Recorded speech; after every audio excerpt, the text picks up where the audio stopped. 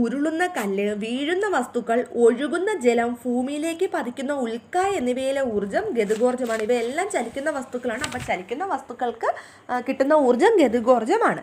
അടുത്തത് സ്ഥാനം കൊണ്ടും രൂപമാറ്റം അഥവാ സ്ട്രെയിൻ കൊണ്ടും വസ്തുവിന് ലഭിക്കുന്ന ഊർജ്ജമാണ് സ്ഥിതികോർജ്ജം അഥവാ സ്റ്റാറ്റിക് എനർജി എന്ന് പറയുന്നത്. സ്ഥിതികോർജ്ജം കണ്ടുപിടിക്കേണ്ട ഇക്വേഷനാണ് mgh. മാസ് അഥവാ വസ്തുവിൻ്റെ പിണ്ഡമാണ്. ജി എന്ന് പറയുന്നത് ഭൂഗുരുത്വം മൂലമുള്ള ത്വരണമാണ്.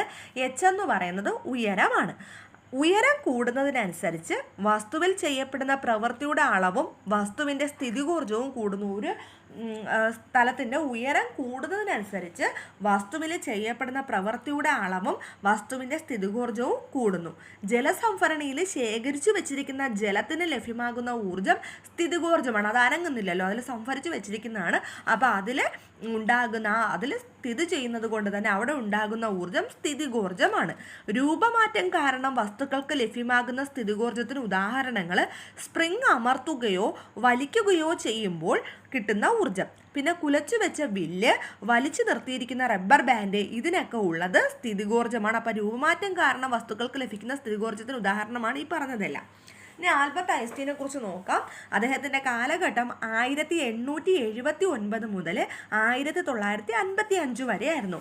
ആധുനിക ഭൗതിക ശാസ്ത്രത്തിൻ്റെ പിതാവായി വിശേഷിപ്പിക്കപ്പെടുന്നത് ആൽബർട്ട് ഐൻസ്റ്റീനെയാണ്. 1905 വിശിഷ്ട ആപേക്ഷിക സിദ്ധാന്തവും 1915 പൊതു ആപേക്ഷിക സിദ്ധാന്തവും അവതരിപ്പിക്കുന്നത് ആൽബർട്ട് ഐൻസ്റ്റീൻ ആണ്.